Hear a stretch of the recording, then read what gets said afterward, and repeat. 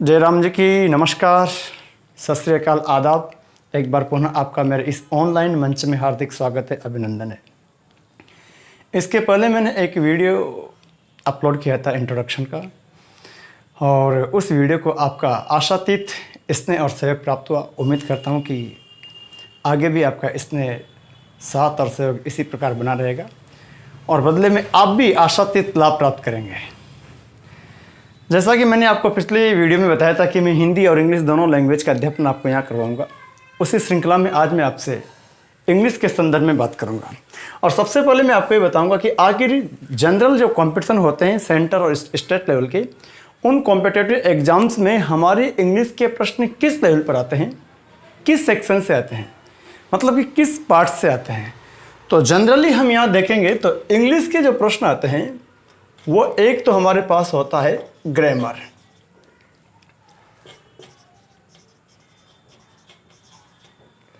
पहला सेक्शन या पहला पार्ट।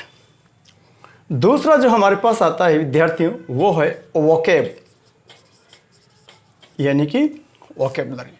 और तीसरा जो होता है वो है हमारा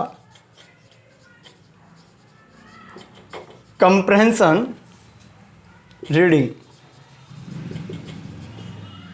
ये तीन से यहां मैंने ग्रामर का स्पेलिंग दो लिखा है, GRAMMAR और GRAMMER। Which one is correct? कौन सा सही, ये वाला या ये वाला? ये वाला? No, that is incorrect. Grammar का सही स्पेलिंग होता है GRAMMAR। अधिकांश विद्यार्थी ये वाला लगाते हैं, जो कि गलत है। तो थोड़ा ध्यान रखिए, ग्रामर का स्पेलिंग आपको आना चाहिए। स्पेल टेस्ट में पूछा भी जाता है ये। तो तीन हमारे पास सेगमेंट है, तीन हमारे पास लेवल या उसका पार्ट है कि तीन स्तर पर हमारे पास प्रश्न आते हैं, ग्रामर से, वोकैबुलरी से और कंप्रहेंशन रीडिंग से। अगर इनको मैं थोड़ा डिटेल में आपको बताऊं तो यहां पर हमारे पास जो प्रश्न बनते हैं ग्रामर से, वो parts of speech, tense, voice और नारेशन, ये हमारे पास यहां प्रश्न बनते हैं। पार्ट्स ऑफ स्पीच क्या होते हैं, कैसे पहचानते हैं, क्या फंक्शन होता है, आगे चर्चा करेंगे। तो ग्रामर के अंतर्गत parts of speech, tense, voice और नारेशन, इसके अंतर्गत से हमारे पास एरर डिटेक्शन के क्वेश्चन आते हैं, मतलब कि एरर फाइंड आउट के। इसमें हमारे पास सेंटेंस इंप्रूवमेंट और फिल इन द ब्लैंक्स। दूसरा जो हमारे पास सेगमेंट है या दूसरा हमारा सेक्शन है वो है आपका वोकैब। इसमें से क्या क्या प्रश्न आते हैं और कैसे पूछे जाते हैं। तो यहां अगर आप देखोगे तो सिनोनिम्स, यहां हमारे पास होता है एंटोनिम्स, यहां हमारे पास प्रश्न आता है one word substitutes, one word substitute, synonyms, antonyms, one word substitutes. इसमें हमारे पास प्रश्न होते हैं फ्रेजल वर्ब। आपने अगर इंग्लिश का अध्ययन किया होगा तो पढ़ा होगा आपने कभी फ्रेजल वर्ब। और एक होता है हमारे पास इडियम्स, इडियम्स एंड फ्रेजेस। तो वोकैब वाला जो सेक्शन है इसमें सिनोनिम्स पूछे जाते हैं, एंटोनिम्स पूछे जाते हैं, वन वर्ड सब्स्टिट्यूट्स होते हैं, फ्रेजल वर्ब होती है, इडियम्स और फ्रेजेस होती है। इसके बाद जो कंप्रहेंशन रीडिंग है, यहां हमारे पास जो प्रश्न आते हैं वो पैसेज, वो है हमारे पास क्लॉज टेस्ट और पैरा जंबल्स, पैरा जंबल्स।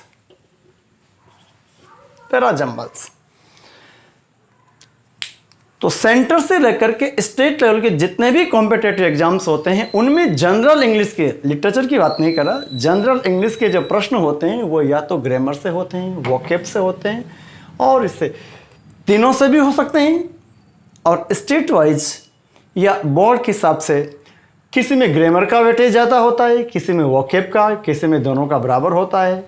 अब जैसे बैंकिंग वगैरह का एग्जाम्स होते हैं उनमें कंप्रेंशन रीडिंग ज़्यादा होता है, वोकैब ज़्यादा होता है। हमारे स्टेट लेवल में ज़्यादा जनरली ग्रामर और वोकैब के प्रश्न पूछे जाते हैं। तो ये 3 हमारे पास सेक्शन है, 3 हमारे पास लेवल है। पार्ट्स ऑफ स्पीच ग्रामर में है tense, voice, narration etcetera. Parts of speech के बारे में डिटेल में आपसे चर्चा करूंगा, टेंस, वॉइस, नरेशन के बारे में भी चर्चा करूंगा। तो यहां ये जो ग्रामर है,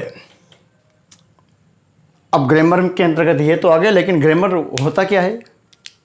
तो सामान्य सी बात है, किसी भी भाषा को समझने का जो माध्यम है उसके जो रूल्स है वही ग्रामर है। यानी कि the rules of a language. अगर मैं ग्रामर को परिभाषित करूं तो क्या कर सकता हूं? The rules of a language. The rules of a language. The rules of a language. Vocabulary क्या होती है साहब? शब्दकोश। And it enrich our word power, हमारे शब्दकोश को बढ़ाता है। कहते किससे हैं? All the word that are used in a particular subject और अ लैंग्वेज। तो अगर मैं इसको यहां पर डिफाइन करूं वोकैब को, तो मैं कह सकता हूं कि all the words that are used in a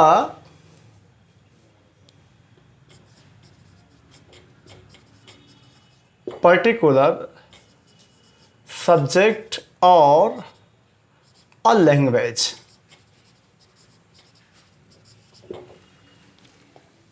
All the words that are used in a particular subject or a language. जरा ध्यान दीजिएगा, ग्रामर की संक्षिप्त में परिभाषा दी the rules of a language.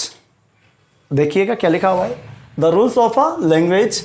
Vocabulary की परिभाषा दी कि all the words that are used in a particular subject और अ लैंग्वेज। वो सारे शब्द जो किसी पर्टिकुलर सब्जेक्ट या किसी पर्टिकुलर लैंग्वेज में यूज किए जाते हैं। अब हमारे पास है कंप्रहेंशन रीडिंग। कंप्रहेंशन रीडिंग का तात्पर्य होता है द एबिलिटी टू अंडरस्टैंड। मैं जरा उसको यहां नोट कर रहा हूं, देखिए।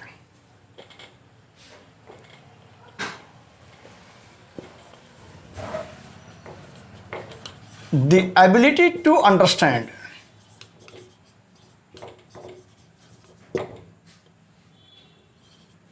द एबिलिटी टू अंडरस्टैंड, ये कहलाता है हमारा कंप्रहेंशन, जिसके अंतर्गत हमारे पास पैसेज है, क्लॉज टेस्ट है और पैरा जंबल्स है।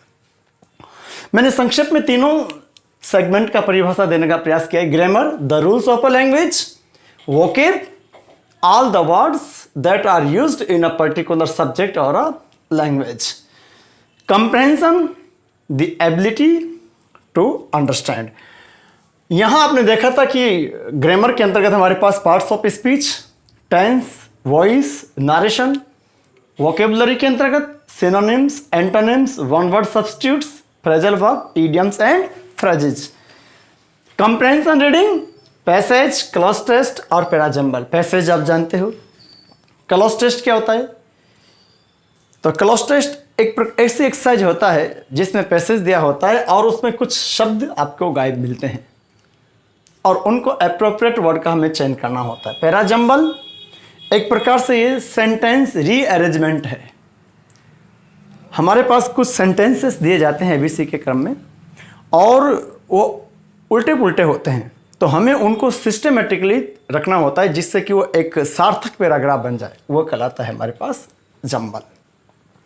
तो उम्मीद करता हूं कि आप ये समझे होंगे। ग्रामर एक बार पुनः देखिए, 3 सेगमेंट कौन कौन से प्रश्न आते हैं, किस किस से? ग्रामर से, वोकैब से और कंप्रहेंशन रीडिंग से। और एक अच्छे लेवल पर तैयारी करने के लिए इंग्लिश की, ये आपको जानकारी होना आवश्यक नहीं, अत्यावश्यक है। ग्रामर, वोकेबलरी, कंप्रहेंशन, ग्रामर में किस किस से प्रश्न आते हैं? Parts of speech, tense, voice और नारेशन। वोकेबुलरी से किससे? Synonyms, antonyms, one word substitute, phrasal verb और इडियम्स। और ये बीच में मैंने जो इसकी लिखी है वो आपकी ये परिभाषा किसकी? वोकेबुलरी की। All the words that are used in a particular subject और अ लैंग्वेज। कंप्रहेंशन क्या होता है? The ability to understand. तो अब आप इनको नोट कर लीजिए, उसके बाद मैं इनको डिलीट करता हूं, थोड़ा आगे और आपको बताता हूं।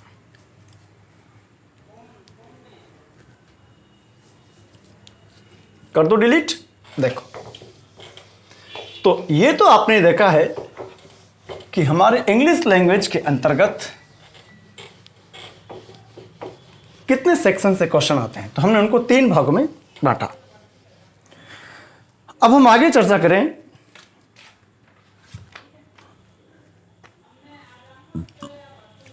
करें तो मैं कुछ किसी पर्टिकुलर टॉपिक पर आने के पहले इंग्लिश की कुछ बेसिक कंसेप्ट है वो आपको बताना चाहूँगा, क्योंकि उनके बिना आप अंग्रेजी को ठीक से नहीं समझ पाओगे। तो basic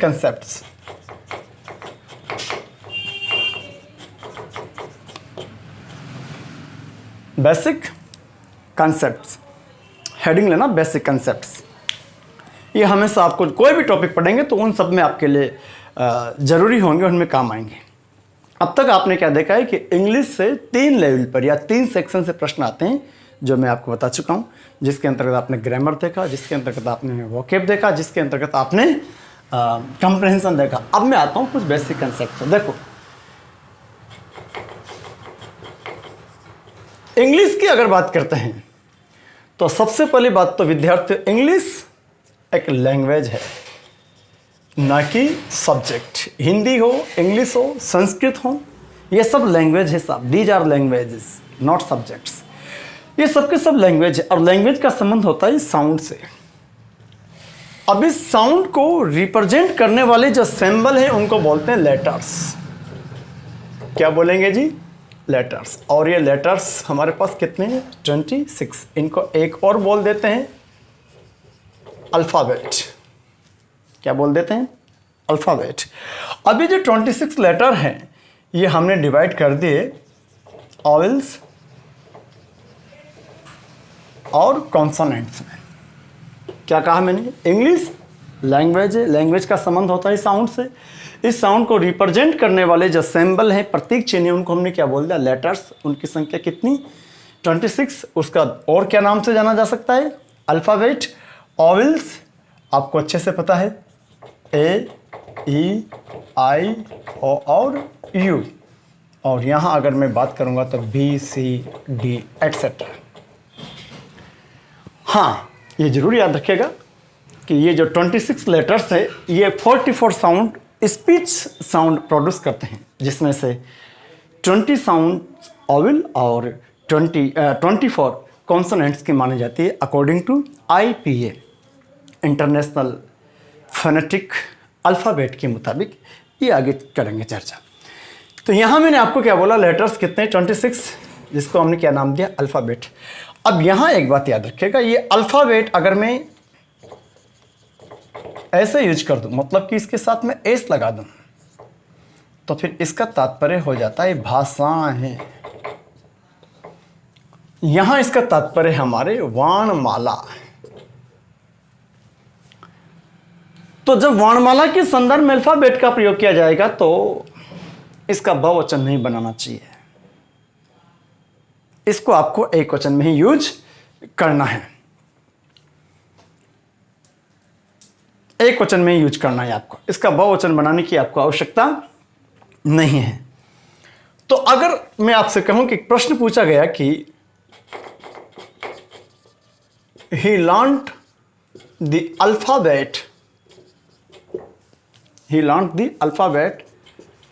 at the age of 6, और यहां उसने लगा रखा था एस, तो क्या ये सही है? He learned the alphabets at the age of 6? No, यहां से मैं इस एस को डिलीट करना होगा। क्यों करना होगा? क्योंकि अल्फ़ाबेट का बहुवचन नहीं होता, और अगर अल्फ़ाबेट का बहुवचन कर देते तो उसका तात्पर्य हो जाता है भाषाएं। Have you got this point? इसी प्रकार आपके समक्ष लिखा हुआ है विद्यार्थियों, लेटर, लेटर और लेटर। जरा इनको भी यही आप लोग क्लियर कर लीजिए। 3 लेटर मैंने आपके समक्ष श्वेत पट्ट पर लिख दिए। इस लेटर का आशय पत्र और हमारे अक्षर या वाण, और ये जो लेटर है ये बाद में टाइम को रिप्रेजेंट करता है, टाइम को डिनोट करता है, और ये बाद वाला ये क्रम को बताता है। ध्यान दीजिएगा साहब, दोनों लेट की कंपैरेटिव फॉर्म है। हेलो, क्या बोल रहा हूं? दोनों शब्द लेटर और लेटर लेट की कंपैरेटिव डिग्री है, लेकिन दोनों के मायने अलग। इस लेटर का मतलब है बाद में टाइम को बताता है, इस लेटर का मतलब है बाद वाला क्रम को बताता है। It denotes time while it denotes order. वो टाइम को और ये क्रम को। देखिए, तो जरा उदाहरण के माध्यम से समझने की चेष्टा करते हैं। मैं आपसे कहूं कि he came later oblique later than Ram.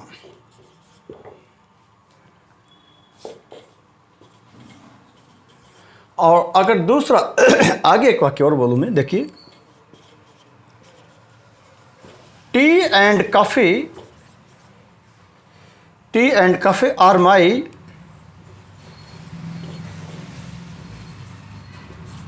Favourite beverages. Tea and coffee are my favorite beverages, but I prefer the letter oblique letter to the former, to the former. Sentence को ध्यान से देखिए, he came later oblique later than Ram. क्या आना चाहिए, ये वाला या ये वाला? अगर आप सोच रहे ये वाला, तो आप जरा उसका सेंस देखिए, he came letter than Ram. वो राम से ज़्यादा देरी से आया या वो राम के बाद आया, यानी पहले राम आया था। तो हमें कौन सा लगाना होगा जी? ही केम लेटर देन। और जब मैं आपसे कहता हूं कि tea and coffee are my favourite beverages, विद्यार्थियों, बेवरेज का तात्पर्य होता है पेय पदार्थ। वन वर्ड में पूछा जाता है, ध्यान रखना, पेय पदार्थ। And I think this word is new for most of the students. Beverage का तात्पर्य होता है पेय पदार्थ, और जल के अतिरिक्त जितने भी पेय पदार्थ होते हैं उसको बोलते हैं बेवरेज। बट आई प्रीफेयर, इस प्रीफेयर का तात्पर्य होता है वर्ब की फर्स्ट फॉर्म में। इसका मतलब होता है ज़्यादा पसंद करना, प्रायिकता देना। बट आई प्रीफेयर, मैं प्रीफेयर करता हूँ, ज़्यादा पसंद करता हूँ the latter to the former, the latter to the former. एक बात और याद रखना, इस प्रीफेयर के साथ देन का प्रयोग नहीं होकर के टू का प्रयोग होता है सर। जैसे यहाँ तो आपने देखा लेटर देन हुआ, लेकिन प्रीफेयर के साथ देन का प्रयोग नहीं होकर के टू का प्रयोग होता है। तो अब आपका सेंटेंस क्या हो गया? Tea and coffee are my favourite beverages but I prefer the latter to the former. अच्छा, ये लेटर जो है ऊपर वाला, ये अर्लियर का एंटोनियम है, और ये जो लेटर है ये फॉर्मर का एंटोनियम है, यानी कि विलोम शब्द है। तो यहाँ पर ये कहना चाह रहा है कि चाय और कॉफ़ी दोनों मेरे फेवरेट पेय पदार्थ है, लेकिन मैं बाद वाले को पहले वाले की अपेक्षा ज़्यादा पसंद करता हूँ। तो बाद वाला कौन सा हुआ? कॉफ़ी। इसका मतलब यहाँ पर कौन सा आना चाहिए जी?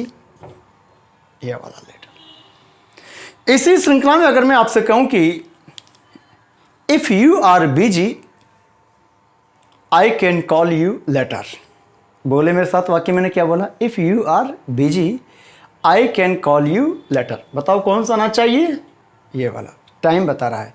और जब मैं आपसे कहूँगा कि Rohit and Virat are good cricketers but the latter is better, Rohit and Virat are good cricketers but the latter is better.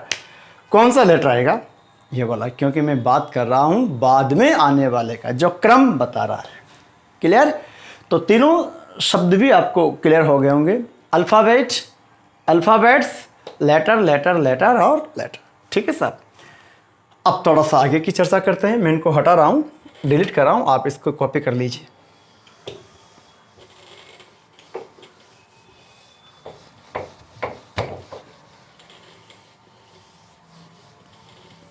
बिल्कुल तल्लीनता से जुड़े रहिए और वैसे ही जैसे फिजिकल क्लासेस में आप लोग बैठते हो उसी क्रम में और उसी मनोयोग से। देखिए ये जो लेटर्स है, ये लेटर्स मिलकर के बनाते हैं छात्रों हमारे पास वर्ड। लेटर्स मिलकर के वर्ड बनाते हैं। लेकिन अगर मैं आपको यहां पर एक कहूं, देखो मैंने एक लिख दिया है, ये सारे लेटर्स हैं, जी हाँ, लेकिन अगर मैं यहां लिख दूं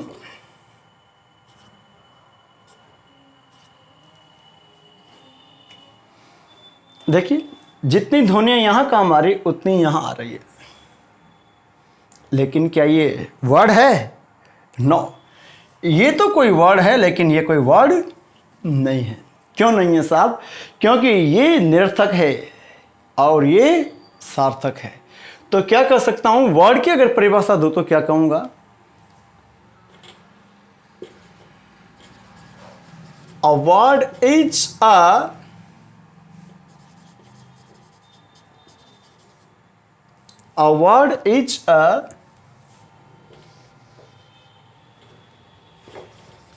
meaningful unit of letters। क्या बोला जी? A word is a meaningful unit of letters। यानी कि जो शब्द होता है वो मीनिंगफुल यूनिट, सार्थक इकाई होती है किसकी? लेटर्स की। इस वजह से ये हमारा शब्द है लेकिन ये शब्द नहीं है। क्लियर? अब ये जो हमारा शब्द है, इस शब्द को हम इसके फंक्शन के आधार पर, इसके यूज के आधार पर इसका नामकरण कर देते हैं और यही कहलाता है पार्ट्स ऑफ स्पीच। और ये जो पार्ट्स ऑफ स्पीच है ये हमारे ग्रामर में, हमारे इंग्लिश में बहुत अहम भूमिका निभाते हैं। इनको जानना हमें बहुत आवश्यक है। तो ये जो वर्ड है, इस वर्ड का जो फंक्शन है, इसका जो यूज है, उसके आधार पर हमने इसको नाम दे दिया और वो कहलाते हैं पार्ट्स ऑफ स्पीच। मोटे तौर पर आप ये जान लीजिएगा, जरा गौर करना, मैं यहाँ कुछ लिख रहा हूँ। मैंने यहाँ आपके सामने लिख दिया डेथ, मैंने लिख दिया ये डैड, मैंने लिख दिया है भैया वो डाइड, और एक लिख दिया मैंने डैडली। थोड़ा सा ध्यान से, आपकी इंग्लिश कितनी कमज़ोर हो या कितनी अच्छी हो, अगर बहुत कमज़ोर है तो भी आप लाभान्वित होंगे और बहुत अच्छी है तो और ज़्यादा लाभान्वित होंगे। जिन्होंने थोड़ी इंग्लिश पढ़ रखी है या जो इंग्लिश की तैयारी कर रहे हैं, इंग्लिश में इंटरेस्ट रखते हैं, इंग्लिश को लंबे समय से पढ़ रहे हैं, तो आप बहुत ज़्यादा इसका लाभ लेंगे। गौर कीजिए क्या लिख दिया है मैंने, डेथ, डैड, डाई और डेडली। एक ही परिवार के सदस्य हैं लेकिन इनके मीनिंग अलग अलग हैं। कोई बताएगा मुझे डेथ का तात्पर्य क्या होता है? मृत्यु, और डैड मृत, और ये मरना, ये इसकी फर्स्ट फॉर्म है और ये इसकी सेकंड फॉर्म है। और डेडली बुरी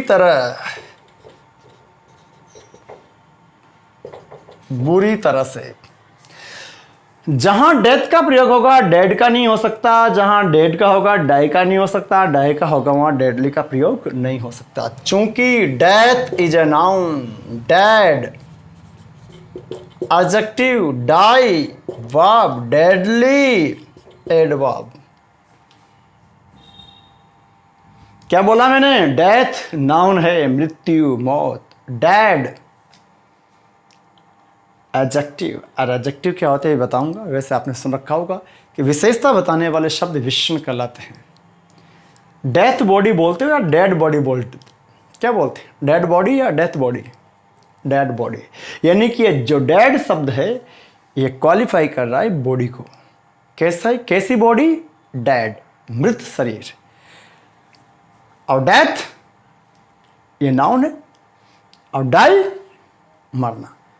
तो ये जो शब्द हैं ये लेटर्स का एक यूनिट तो है ना, सार्थक है सब, इसलिए वर्ड तो है, पर इसके फंक्शन के आधार पर, इनके यूज के आधार पर हम इनका नामकरण कर देंगे। तो यहां आगे आप देखेंगे कि हमारे पास आता है अब पार्ट्स ऑफ स्पीच। तो यहां तक आप नोट कर लीजिएगा, ये वर्ड है, इसका नामकरण हमने कर दिया और यही कहलाता है हमारा पार्ट्स ऑफ स्पीच। पूरी अंग्रेजी के लिए महत्वपूर्ण प्रकरण है आपका है। तो पार्ट्स ऑफ स्पीच मैं आपको सतही तौर पर इनकी जानकारी दे देता हूं, फिर किसी टॉपिक पर आऊंगा। लेकिन पहले कम से कम आपको बड़ी दुविधा है, मैं देखता हूं कि अंग्रेजी पढ़ रहे हैं और पार्ट्स ऑफ स्पीच की जानकारी नहीं है। कोई सा भी टॉपिक पढ़ेंगे, पार्ट्स ऑफ स्पीच के बिना काम ही नहीं चलेगा ना। कैसे आप तय करोगे कि इसका फंक्शन क्या हो रहा है? तो यहां पर पार्ट्स ऑफ स्पीच, और पार्ट्स ऑफ स्पीच का तात्पर्य वो जो शब्द है उसका फंक्शन क्या है, उसके आधार पर हमने उसका नामकरण कर दिया। बताएंगे मुझे कितने पार्ट्स ऑफ स्पीच है?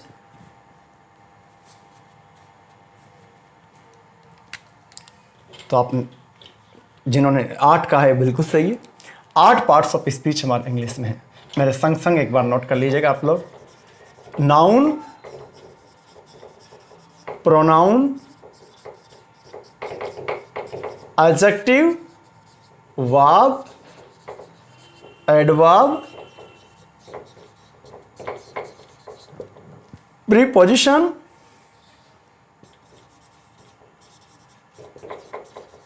कंजक्शन,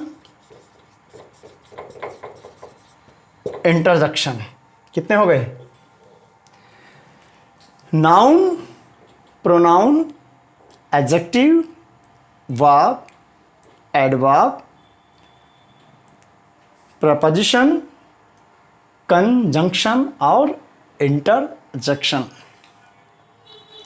ये हमारे 8 पार्ट्स ऑफ स्पीच हैं। और आपको जानकर आश्चर्य होगा, जिनको जो पढ़ते होंगे उनको तो मालूम होगा, इन पार्ट्स ऑफ स्पीच की डिफिनेशन एग्जाम्स में पूछी हुई है। Hello, what am I saying? In parts of speech की परिभाषा एग्जाम्स में आई हुई है। एलडीसी, जूनियर अकाउंटेंट और सेकंड ग्रेड शिक्षक भर्ती, आरपीएस, स्टेट लेवल के कंपटीशन के अंतर्गत इन पार्ट्स ऑफ स्पीच की डेफिनेशन पूछी गई है।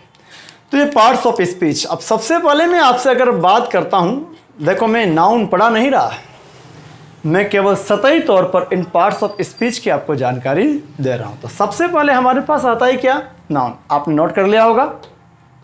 अच्छा हाँ, एक बात ये भी यहां जान लीजिएगा, आपके दिमाग में आ रहा होगा कि आपने पार्ट्स ऑफ स्पीच तो लिखा दिया, लेकिन इसके अंतर्गत कहीं आर्टिकल नहीं आए,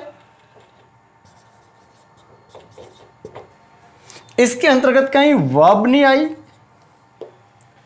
कुछ सोच रहे होंगे इसके अंतर्गत डिटरमिनर्स नहीं आए।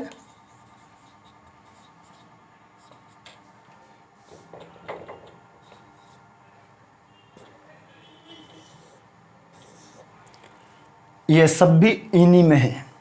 अब कहाँ होंगे ये, कैसे होंगे, ये आगे आपसे बात करूंगा, देखेंगे ये कहाँ मिलते हैं।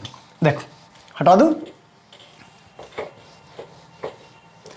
तो सबसे पहले हमारे पास आता है साथ नाउन। अब जरा आप गौर करना यार, ये जो नाउन वर्ड है ना, सब कुछ इसी के इर्द गिर्द घूमता है। कैसे घूमता है देखिए, इस नाउन को रिप्लेस करने वाला वर्ड कहलाता है प्रोनाउन। जब नाउन ही नहीं होगा तो प्रोनाउन कैसे होगा? नाउन को रिप्लेस करेगा वही तो क्या होगा, जो इसको क्वालिफाई करता है, इसके बारे में कोई जानकारी देता है, वो कहलाता है हमारा एडजेक्टिव। जरा ध्यान देना, मैं जो समझाना चाह रहा हूं, एडजेक्टिव। नाउन को रिप्लेस करने वाला, नाउन के स्थान पर यूज किया जाने वाला शब्द प्रोनाउन, जो इसकी विशेषता बताता है वही क्या कहलाता है, एडजेक्टिव। और जो नाउन की विशेषता बता सकता है तो वो प्रोनाउन की विशेषताएं बता सकता है। नाउन जो कुछ भी एक्शन करता है वह कहलाती है वर्ब। अब इस वर्ब को क्वालिफाई जो करता है वह कहलाता है एडवर्ब। इस नाउन को किसी दूसरे शब्द के साथ जो जोड़ता है वह कहलाता है आपका प्रीपोजिशन। और इस नाउन के साथ किसी अन्य शब्द को कनेक्ट करे वह कहलाता है हमारा कंजक्शन। किसी के साथ रिश्ता बताएगा तो प्रीपोजिशन और कनेक्ट करेगा तो कंजक्शन। कुछ समझ पड़ा क्या बोला मैंने? एक बार फिर देखो, मैं वापस डिलीट कर रहा हूं, क्या करना चाह रहा हूं देखो।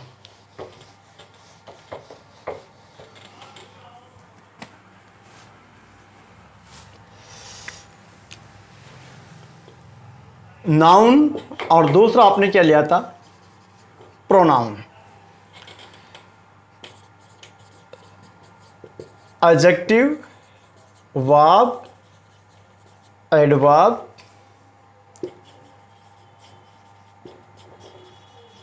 Preposition, conjunction, interjection. सबसे मुखिया ये है, मैं ये करना चाह रहा हूं, इसके स्थान पर काम आने वाला शब्द ही तो क्या है? प्रोनाउन। इसके बारे में कोई भी जानकारी देगा वो क्या कहलाएगा? एडजेक्टिव। तो जो इसकी जानकारी दे सकता है, इसके बारे में कुछ अच्छा बुरा बोल सकता है, वो इसके बारे में ही बता सकता है। ये जो एक्शन करेगा वर्ब, इस वर्ब को जो क्वालिफाई कर देगा एडवर्ब। इस नाउन या प्रोनाउन की रिलेशनशिप किसी और के साथ बताएगा प्रपोजिशन। इस नाउन या प्रोनाउन के साथ किसी और को जोड़ देगा कंजक्शन। और किसी नाउन या प्रोनाउन को देख कर के अचानक जो फीलिंग उत्पन्न होती है उसको प्रकट करने वाला क्या हो जाएगा? इंटरजेक्शन। तो अगर मैं ये कहना चाह रहा हूं कि अगर पूरे पार्ट्स ऑफ स्पीच में आपने ढंग से नाउन का अध्ययन कर लिया तो बाकी पार्ट्स ऑफ स्पीच बड़ी आसानी से समझ में आ सकते हैं और बड़ी आसानी से आप एरर पकड़ सकते हैं।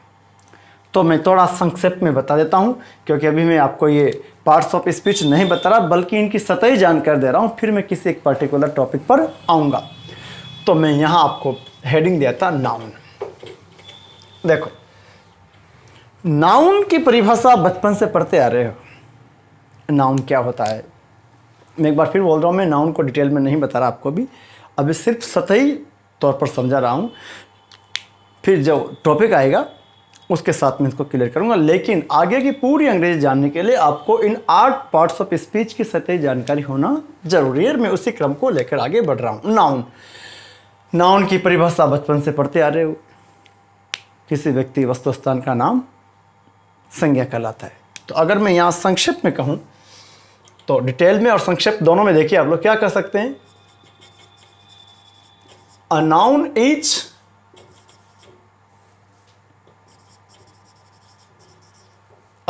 Is the name of a person, place, thing, quality और कंडीशन। क्या लिखा जी? A noun is the name of a person, place, thing, quality और कंडीशन। जो नाउन है वो किसी व्यक्ति का नाम हो सकता है, वो स्थान का नाम हो सकता है, वस्तु का हो सकता है, उसकी क्वालिटी हो सकती है, उसकी कंडीशन हो सकती है। ये सब हमारे नाउन के अंतर्गत ही माने जाते हैं। सामान्य भाषा में कहूँ तो नेमिंग वर्ड, अगर मैं इसको और यहाँ कहूँ तो noun is a naming word.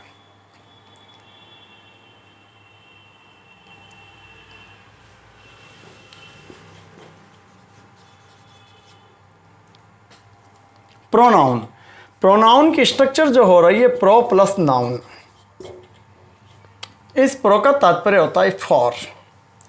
असल में ये एक प्रीफिक्स है। प्रीफिक्स का मतलब होता है उपसर्ग। और इसका तात्पर्य होता है फॉर। तो प्रोनाउन का आशय क्या होता है? फॉर अ नाउन, यानी कि प्रोनाउन जो है वो ऐसा वर्ड है जो नाउन के स्थान पर यूज किया जाता है।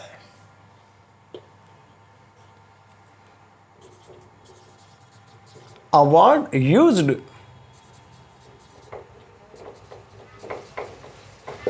instead of a noun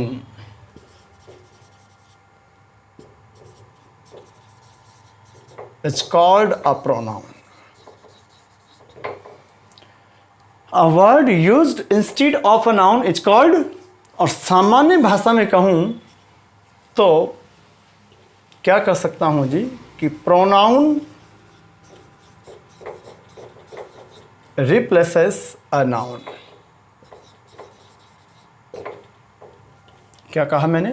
बहुत ही इजी लैंग्वेज में, a pronoun replaces a noun. अब यहां पर एक दो बातें समझने की वाली है। पहली बात तो यह है कि नाउन और ये प्रोनाउन है और नाउन को रिप्लेस प्रोनाउन करता है, जिसका मतलब प्रोनाउन के अंतर्गत वो सारी क्वालिटी होनी चाहिए, वो सारे गुण होने चाहिए जो कि नाउन में होते हैं। पहले आप यहां तक नोट कर लीजिए, उसके बाद आगे बताता हूं। नाउन के सारे गुण प्रोनाउन में होने चाहिए। तो क्या ऐसा होता है? जी हाँ, नाउन के सारे गुण प्रोनाउन में होते हैं, लेकिन कुछ नाउन और प्रोनाउन में कुछ डिफरेंस है। नाउन वर्ड जो है वो वर्ब की भांति काम कर सकता है, आगे बताऊंगा कैसे करें, लेकिन प्रोनाउन जो है वो वर्ब की भांति काम नहीं करता। क्यों? देखते हैं जरा। पहले आप यहां तक नोट कर लीजिए।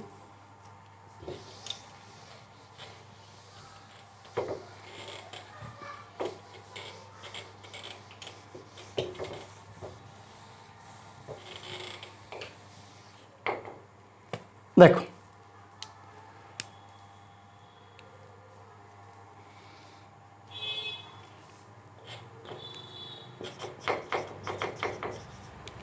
you love your parents,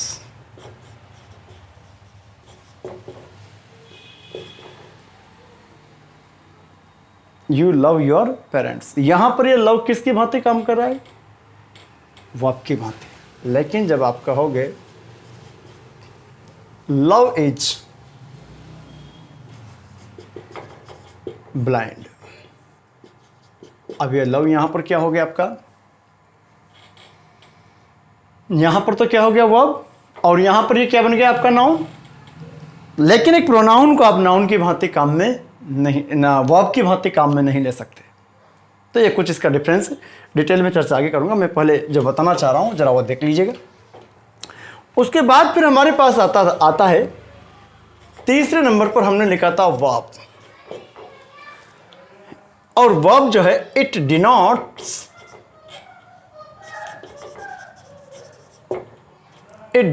action. किसको डिनोट करता है ये? एक्शन को। और अगर थोड़ा सा दूसरे शब्दों में कहूं तो a verb is a word, a verb is a word which tells us what somebody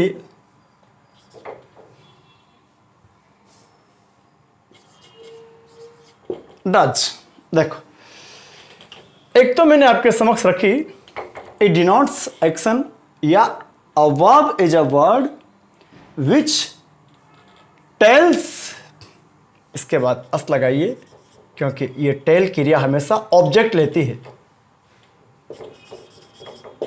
which tells us what somebody does। कोई व्यक्ति कुछ करता है, ये हमें बताने वाला शब्द ही वर्ब कहलाता है। Verb is a word which tells us what somebody does. कोई व्यक्ति कुछ करता है, ये बताने वाला शब्द हमारे पास क्या कहलाता है? वर्ब, यानी कि एक्शन को डिनोट करता है। इनमें से कैसे प्रश्न पूछे जाते हैं, कैसे इनका फंक्शन होता है, ये मैं थोड़ी देर से बात करूंगा आपको। है ना। सबको मैं एग्जाम्पल के माध्यम से बताऊंगा कि हमारे यहाँ कैसे इनकी परिभाषाएं पूछी जाती है और कैसे पता लगाएंगे कि वो नाउन है या एडजेक्टिव है या वर्ब है, देखते हैं। उसके बाद हमारे पास था एडजेक्टिव।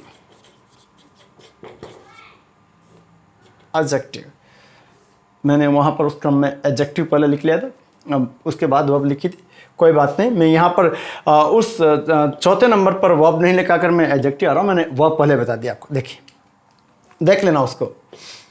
एडजेक्टिव, एडजेक्टिव क्या होता है जी? ये किसी नाउन या प्रोनाउन को क्वालिफाई करता है। A word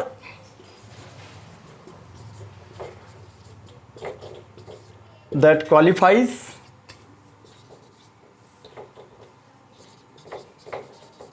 a noun or a pronoun। देखिए, a word that qualifies a noun or pronoun is called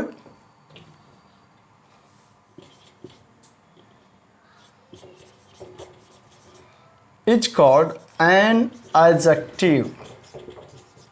जरा देखेंगे, a word that qualifies a noun or a pronoun, noun or a pronoun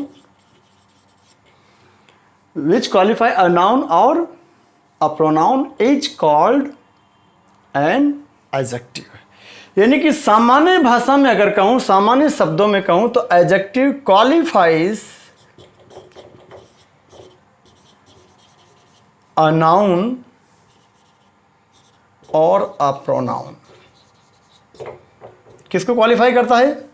noun को या pronoun को, क्योंकि जो noun को qualify कर सकता है तो प्रोनाउन को कर ही सकता है, क्योंकि नाउन के स्थान पर ही प्रोनाउन यूज किया जाता है। तो ये हो गए आपके 4 पार्ट्स ऑफ स्पीच, इनकी डिफिनेशन। उसके बाद फिर हम बात करते हैं, हमारे पास आता है एडवर्ब।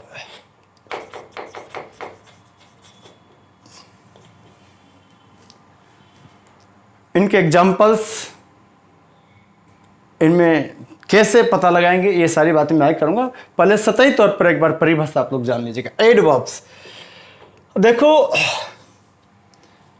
एडवर्ब्स जो होते हैं क्रिया विशेषण बोलते हैं हिंदी में, और ये क्रिया की विशेषता बताते हैं। लेकिन ये केवल क्रिया की विशेषता नहीं बताते हैं। एक एडवर्ब क्रिया की विशेषता तो बताता ही, इसके साथ साथ ये किसी दूसरे एडवर्ब को भी क्वालिफाई कर सकता है, एडजेक्टिव को भी क्वालिफाई कर सकता है, नाउन को भी कर सकता है, प्रोनाउन को भी कर सकता है। सबको क्वालिफाई करने का सामर्थ्य होता है एडवर्ब में। कैसे, ये सब आगे बात करूंगा, पहले इतना जान लीजिएगा। देखो,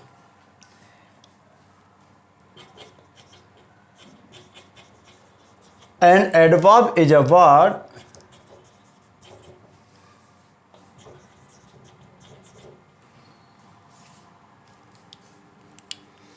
an adverb is a word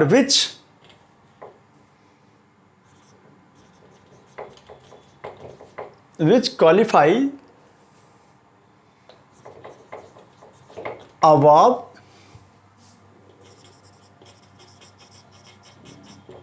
an adjective or another adverb। गौर कीजिएगा जी, क्या लिखा?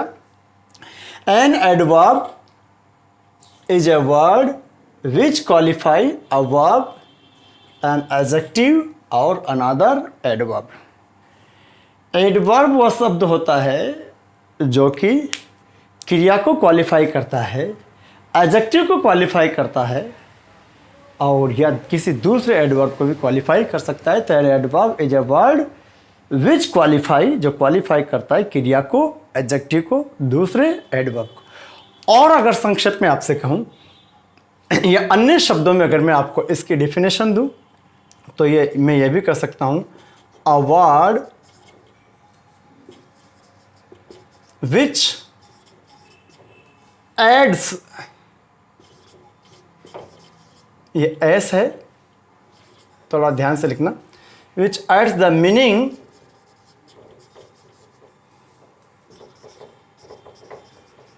Of a verb. और साथ में और किसको, एन एडजेक्टिव और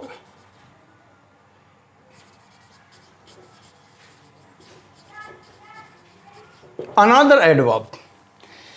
A word which adds the meaning of a verb, an adjective or another adverb. वो शब्द जो कि एड्स करता है मीनिंग को किसी वर्ब के अथवा एडजेक्टिव के या दूसरे एडवर्ब के, इज कॉल्ड एन एडवर्ब।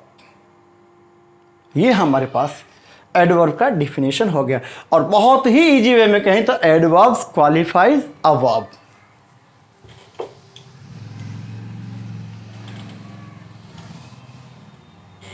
देखिए, उसके बाद हमारे पास आता है प्रपोजिशन। ध्यान दीजिएगा साहब, ये रिलेट करता है, ये एक शब्द का संबंध दूसरे से। जैसे देखो, इसको अगर मैं परिभाषा में बांधूं तो क्या कर सकता हूं,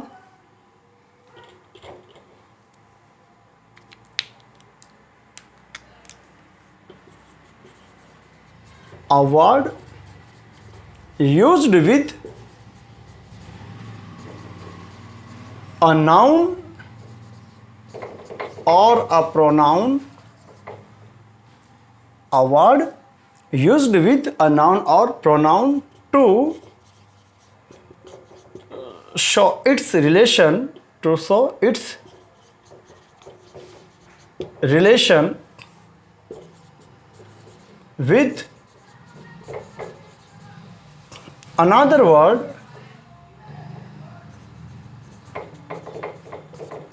in a sentence। मैं इन सारे पार्ट्स ऑफ स्पीच को एग्जाम्पल से समझाऊंगा आगे। अभी सिर्फ आप लोग एक बार परिभाषा के तौर पर देख लो कि होते क्या है, फिर मैं भी ढेरों एग्जाम्पल्स के माध्यम से बताऊंगा आपको एक एक करके। A word used with a noun और a pronoun to show its relation with another word in a sentence. ऐसा शब्द जो नाउन प्रोनाउन के साथ यूज किया जाता है और इसका रिश्ता बताता है वाक्य में दूसरे शब्द से। आगे चाहो तो लिख दो इज कॉल्ड प्रीपोजिशन। और संक्षेप में कहूं तो relating verb, relating words, relate करने वाला है। उसके बाद हमारे पास आता है कंजंक्शन। कंजंक्शन को अगर बहुत ही इजी वे में कहें तो अ word used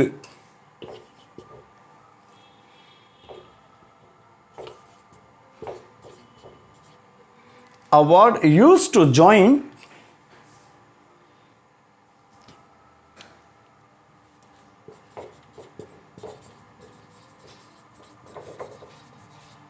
two or more than two words, phrases, clauses,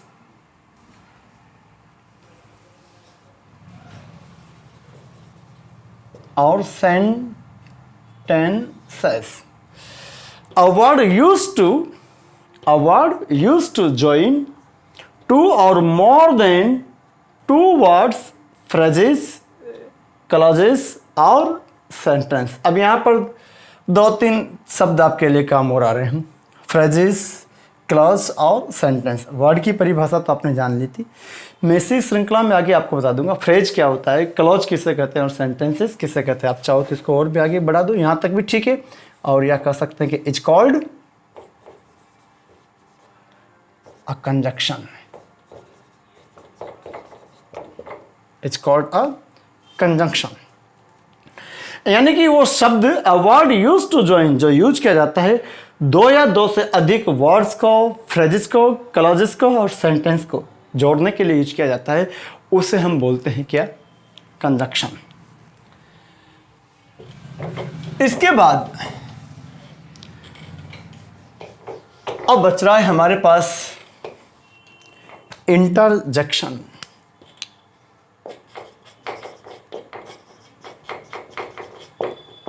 interjection sudden feeling को प्रकट करने वाले जो शब्द हैं वो कहलाते हैं interjection.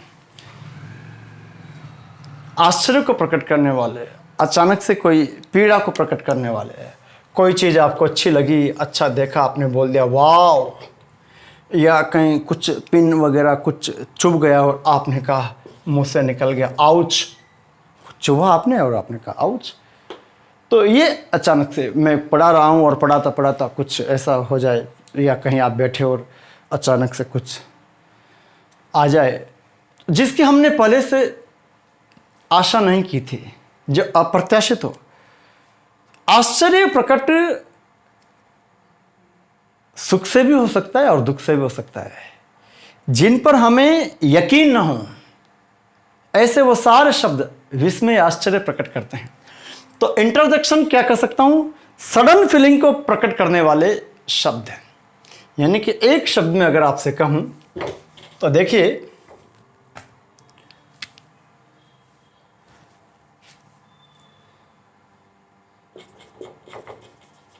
a word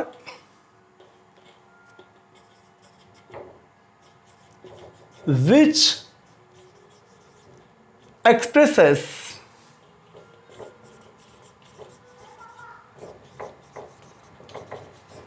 sudden feelings.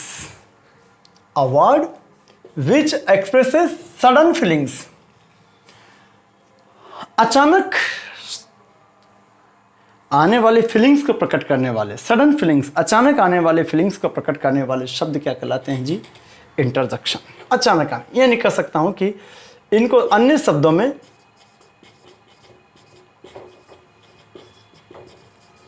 Sudden feeling,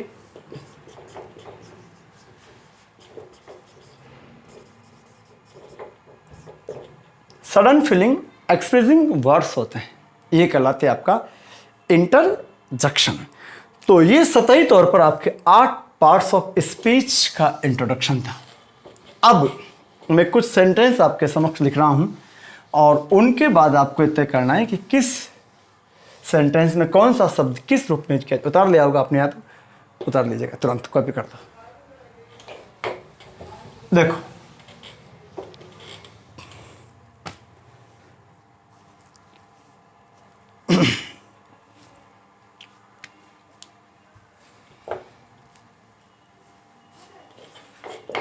पहला सेंटेंस देखो आप लोग, मैं तमाम प्रकार के सेंटेंस का यहां उल्लेख कर रहा हूं, देखिएगा।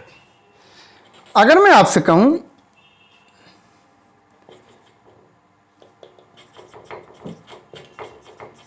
I will teach you tomorrow. दूसरा आप देखिए,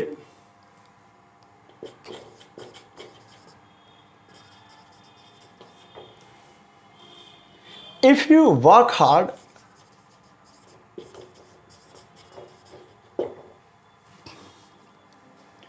if you work hard today,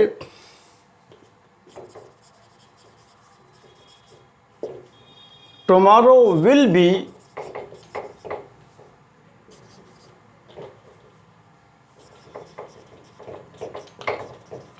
beautiful.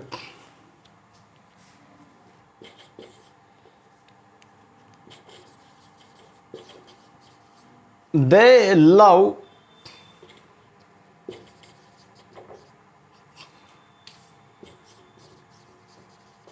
their parents. They love their parents. Love cannot be purchased.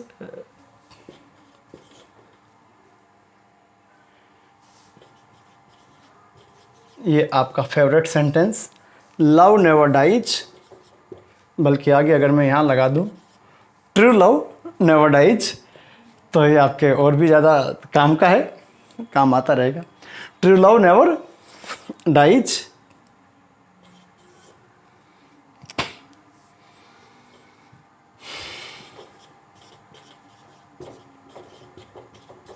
I saw a bird.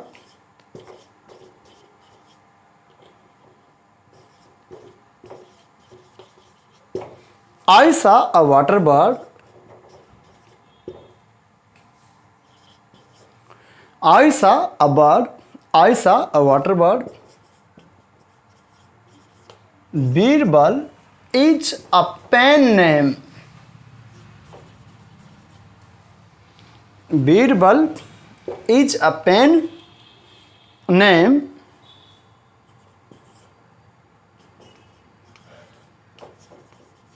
They pen poems. They pen poems.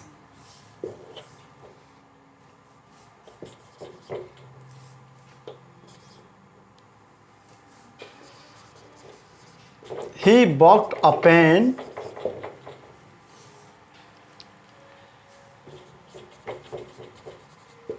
Station has come.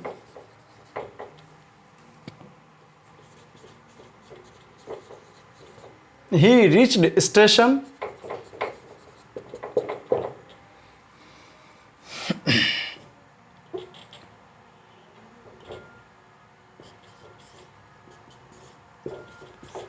थोड़ा समझने की चेष्टा करना कि वास्तविकता में इंग्लिश क्या है और किस लिए प्रश्न नहीं बनते थे। ये सतही तौर पर बता रहा हूं और अभी ये भी ध्यान रखिएगा। हम पढ़ रहे हैं फंक्शनल ग्रामर्स। मैंने आपसे कहा ही क्या था कि ये जो है इनके यूज के आधार पर, यूज के आधार पर, उनके फंक्शन के आधार पर ही नामकरण करेंगे। अब देखो पहला वाक्य देखिए आप लोग। अब मैं कहूँ इसका पार्ट्स ऑफ स्पीच करें। ये आई आपका सब्जेक्ट है। अच्छा, नाउन और प्रोनाउन एक बार इधर और देखिएगा थोड़ा सा। सब्जेक्ट और ऑब्जेक्ट, ये जो आपकी सब्जेक्ट होता है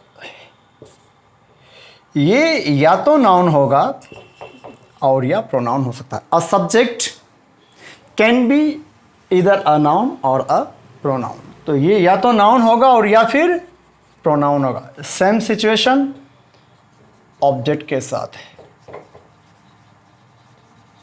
ठीक है। ये आपकी सब्जेक्ट है और ये आपका सब्जेक्ट यहां पर क्या है जी, प्रोनाउन। विल टीच यू, ये भी आपका प्रोनाउन है। देखो ये सब्जेक्ट था और ये सब्जेक्ट आपके यहाँ प्रोनाउन की भूमिका में, और ये आपकी ऑब्जेक्ट है, ये भी आपका प्रोनाउन है पार्ट्स ऑफ स्पीच में। लेकिन ये जो टुमारो है ये क्या है यहाँ पर, I will teach you tomorrow, मैं आपको कल पढ़ाऊंगा। ये है भैया वो एडवर्ब, समय बताने वाले शब्द एडवर्ब के अंतर्गत आते हैं। तो आप देखेंगे I will teach you tomorrow, मैं आपको कल पढ़ाऊंगा। If you work hard today, ये भी एडवर्ब है, ध्यान देना साहब। If you work hard today, tomorrow will be beautiful. लेकिन इस वाले केस में ये टुमारो क्या एडवर्ब है? नो। ध्यान दीजिएगा साहब, यहां ये टुमारो वर्ड नाउन के रूप में यूज किया गया है। अब आप सोच रहे होंगे यहां टुमारो एडवर्ब है और यहां टुमारो नाउन है। तो कोई भी जो वर्ड होता है उसका नामकरण या उसका पार्ट्स ऑफ स्पीच तय होता है उसके फंक्शन के आधार पर। वो देखने में कुछ भी हो, वो यूज किस भांति किया गया है। यहां आप देखें, if you work hard today, यदि आप आज कठिन परिश्रम करते हो तो टुमारो विल बी ब्यूटीफुल, तो कल सुंदर होगा। इसी भांति आप यहां देखेंगे दे लव, ये लव शब्द यहां पर क्या है जी, verb. They love their parents, वे अपने माता पिता को प्रेम करते हैं। लेकिन यहां आप देखेंगे ये लव किस भूमिका में है, नाउन की में। Love can not be purchased, प्रेम खरीदा नहीं जा सकता। ट्रू लव, अब यहां देखो ये नाउन और ये ट्रू हो गया इसका adjective. What kind of love, true love never dies. और इस डाई जो वर्ब है इसका सब्जेक्ट क्या है आपका, लव, और ये इसको क्वालिफाई कर रहा है, ये इसका एडजेक्टिव। यही लव यहाँ पर वर्ब था, ये लव यहाँ नाउन है और यहाँ भी नाउन है। आई सा अ बर्ड, ये अ बर्ड यहाँ पर क्या है? नाउन। लेकिन आई सा अ वाटर बर्ड, यहाँ बर्ड अभी भी नाउन है, लेकिन ये वाटर यहाँ आपका क्या होगा? गौर करने वाली बात, गौर कीजिएगा साहब। और ये आपने उतार लिया हो, देख लिया हो, तो मैं इसको एक सेंटेंस और लिखता हूँ।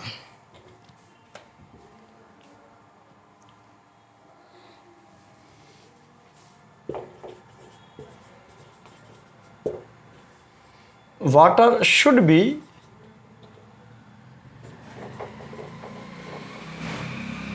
Pure and fresh. अब आप आइए, ये एग्जाम के पर्चे का प्रश्न है, स्टेट लेवल राजस्थान में एलडीसी का पर्चा था यूनिवर्सिटी का, उसमें आया था। देखिए, ऐसा वाटर बर्ड, अब ये वाटर यहाँ पर क्या हो गया आपका? नाउन, क्योंकि ये वाटर क्वालिफाई कर रहा है इस बर्ड को। मैंने एक जलीय पक्षी देखा, लेकिन इस 7वें और इस 13वें सेंटेंस को देखिए, water should be pure and fresh. मेरे सुधी छात्रों और छात्राओं, ये वाटर यहाँ पर नाउन है, जबकि यही वाटर यहाँ पर क्या हो गया था? एडजेक्टिव। विशेषता बता रहा है बर्ड की। आई सा अ वाटर बर्ड, मैंने एक जलीय पक्षी देखा। एग्जाम का क्वेश्चन है ये, यहाँ अंडरलाइन करके पूछ रहा है कि इसका पार्ट्स ऑफ स्पीच क्या है, और यहाँ कर रहा है water should be pure and fresh, पानी को शुद्ध और ताज़ा होना चाहिए। और नीचे देखिए, आप देखिए, Birbal is a pen name. किसी लेखक के द्वारा जो नाम अपनाया जाता है उसको बोलते हैं पेन नेम। यहाँ ये पेन जो है ये आपका एडजेक्टिव है साहब, ये एडजेक्टिव है। What kind of name? Pen name. लेकिन पुनः यहाँ गौर करना, ये पेन वर्ब है, और इस पेन का तात्पर्य है यहाँ पर लिखना, to write. They pen poems, वे कविताएं लिखते हैं। यही पेन वर्ड यहाँ एडजेक्टिव हो गया, और यही पेन क्या हो गया? क्योंकि ये पेन यहाँ नेम को क्वालिफाई कर रहा है, और ये द एक्शन कर रहे हैं लिखने की। पेन एक ही है, स्पेलिंग एक ही है, लेकिन उसका पार्ट्स ऑफ स्पीच अलग अलग हो गया। जबकि यहाँ आप इसको पैरेलल 10वें के देखो, आई बॉक्ड अ पेन, ये पुनः नाउन हो गया। तो क्या बोला मैंने साहब? ये पेन यहाँ पर एडजेक्टिव है, यहाँ वर्ब है, जबकि यहाँ पर पेन। तो अब हम ये कैसे कहें कि कोई शब्द हमेशा एक ही रहेगा? स्थान बताने वाले शब्द, देखो इस पर आ जाइए। स्थान बताने वाले शब्द वेयर का उत्तर जो शब्द होते हैं वो तो एडवर्ब होते हैं, लेकिन यहाँ देखो, स्टेशन हैज कम। अब स्टेशन हैज कम में यहाँ आपका स्टेशन नाउन है, लेकिन जब कहता हूँ ही रीच्ड स्टेशन, ये यहाँ आपका पुनः एडवर्ब हो गया, क्योंकि ये वेयर का जवाब है। किसका जवाब है? वेयर का जवाब है। और जब कहता हूँ कि वाटर शुड बी प्योर, तो ये आपका नाउन है। यानी कि अगर नाउन को आगे मैं चर्चा करूँगा, जब नाउन का टॉपिक बताऊँगा, इनका जवाब हो वाट, हु और हुम, इनका जो आंसर होता है वो जनरली नाउन होता है, और इनको क्वालिफाई करने वाले हैं, इनको विशेषता बताने वाले हों तो प्रोनाउन। आप नोट कर लीजिएगा, इनको डिलीट करता हूँ। अब मैंने आज जो बताया है उसमें से डेफिनेशन के तौर पर जो पूछे हुए प्रश्न हैं आरपीएससी के पर्चे में, मैं उन प्रश्नों की थोड़ी चर्चा करता हूं। देखिए, देखो,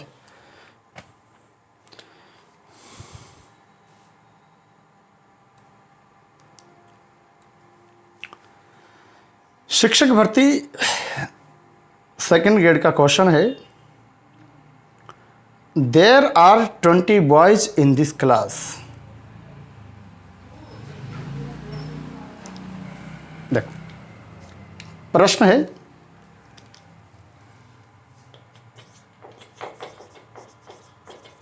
there are 20 boys in this class। ये 2nd grade English, RPSC 2nd grade English 2014 के पर्चे का क्वेश्चन है। कहा है कि there are 20 boys in this class, और आगे पूछ रहा है कि द अंडरलाइंड वर्ड इज, और 20 पर अंडरलाइन कर रखा है और आगे लिख रहा है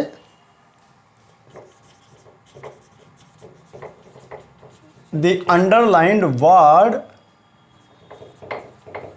इज, यानी कि जो रेखांकित शब्द है और इसने आपके पास ऑप्शन दिए नाउन, प्रोनाउन, वर्ब, एडजेक्टिव। जरा गौर करना, option a noun, a pronoun, a verb, an adjective. There are 4 options before you on whiteboard: a noun, a pronoun, a verb और an adjective. अब जरा इसको गौर कीजिएगा।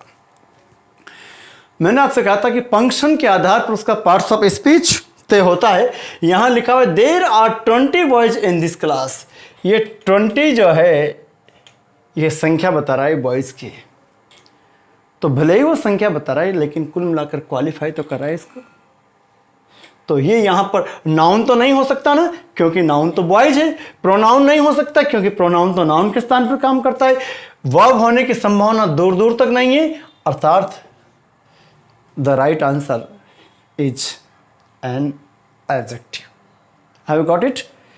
तो यहां ये 20 चूंकि बॉयज को क्वालिफाई कर रहा है। दूसरा प्रश्न है he worked quickly।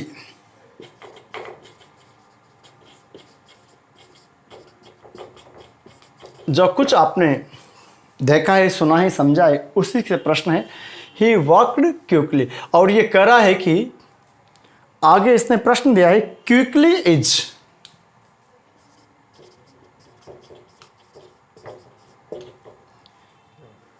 quickly is। अब इसके अगर पार्ट्स ऑफ स्पीच तय करें तो ये सब्जेक्ट है, लेकिन अब सब्जेक्ट तो है ही सही, पर ये सब्जेक्ट क्या है यहां पर आपका प्रोनाउन। मैं आपको बता चुका हूं कि जो सब्जेक्ट और ऑब्जेक्ट होता है वो या तो नाउन हो सकता है या तो प्रोनाउन हो सकता है।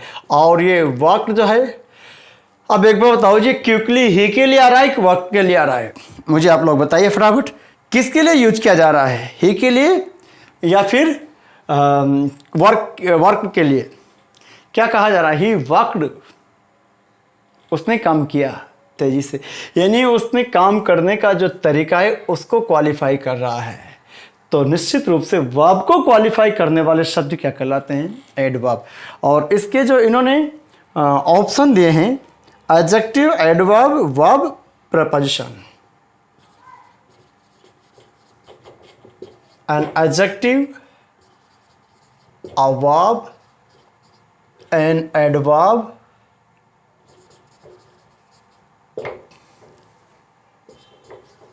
a preposition। एडजेक्टिव सवाल ही पैदा नहीं है। एडजेक्टिव तो किसको क्वालिफाई करता है? एडजेक्टिव क्वालिफाई करता है साहब नाउन या प्रोनाउन को, तो नाउन प्रोनाउन को क्वालिफाई नहीं कर रहा। ही वर्कड क्विकली, उसने काम किया है कैसे? क्विकली, तेजी से। वर्ब है नहीं, एडजेक्टिव है नहीं, प्रपोजिशन है ही नहीं, वो तो रिलेट करता है। तो हमारा आंसर क्या होगा? शेष चर्चा में आपसे अगले सेशन में करूँगा। बहुत बहुत धन्यवाद। जय श्री राम।